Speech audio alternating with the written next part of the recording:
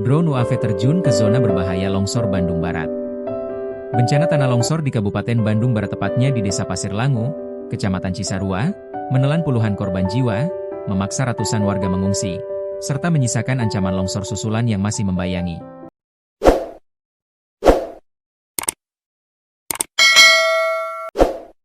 Hingga Minggu, 25 Januari 2026, sore, tim SAR gabungan menemukan total 25 kantong jenazah, body pack, menandai skala tragedi yang kian meluas di wilayah rawan gerakan tanah tersebut.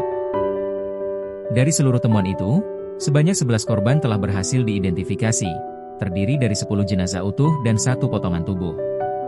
Di sisi lain, 23 warga dilaporkan selamat, sedangkan 81 orang masih dalam pencarian.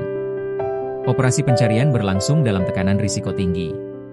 Sekitar pukul 10.41 WIB, aktivitas di sektor A1 sempat dihentikan sementara akibat terpantau adanya potensi longsoran baru.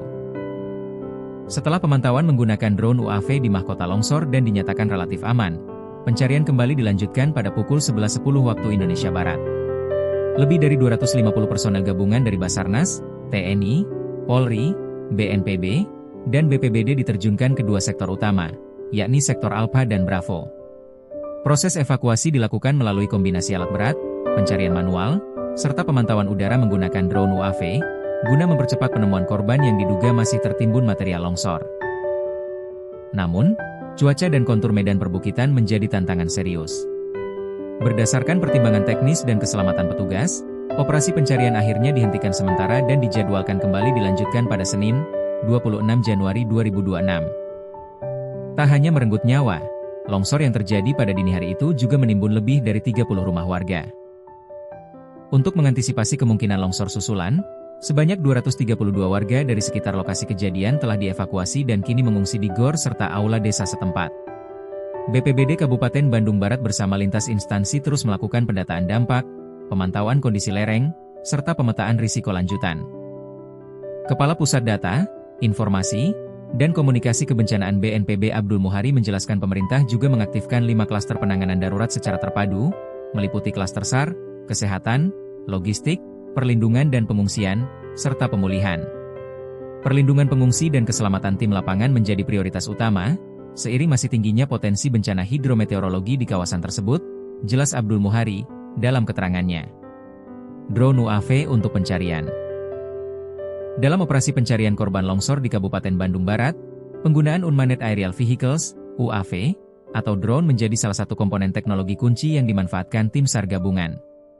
Menurut pernyataan Basarnas, sebanyak 12 unit drone telah dikerahkan untuk membantu pemantauan area longsor dan mempercepat identifikasi titik-titik penemuan korban, di samping penggunaan alat berat dan tim darat lainnya. Drone UAV memberikan beberapa keunggulan operasional dalam konteks bencana seperti ini. Mereka mampu melakukan pemantauan udara secara cepat, menjelajahi area yang luas dan medan yang sulit diakses tanpa membahayakan personel di lapangan. Selain itu, teknologi ini sering dilengkapi dengan kamera resolusi tinggi dan sensor inframerah, thermal imaging, yang dapat membantu mendeteksi tanda panas tubuh korban bahkan di kondisi visibilitas rendah, misalnya tertutup material longsor atau vegetasi. Selain itu, dalam operasi SAR modern di berbagai belahan dunia, drone juga digunakan untuk membangun peta 2D dan 3D dari kawasan terdampak, memberikan overview yang lebih baik kepada komando SAR dalam merencanakan rute pencarian dan memetakan area paling berisiko. Kapabilitas pemetaan ini jauh melebihi resolusi gambar satelit biasa dan bisa sangat berguna ketika medan sangat tidak stabil atau tertutup reruntuhan.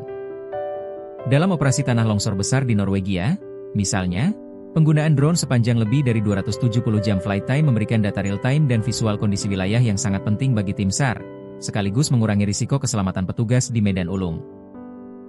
Dengan demikian, UAV tidak hanya mempercepat proses pencarian dan penyelamatan, tetapi juga memperluas jangkauan pengawasan, meningkatkan keselamatan tim lapangan, dan memperkuat koordinasi lintas unit dalam misi kemanusiaan yang kompleks seperti di Bandung Barat.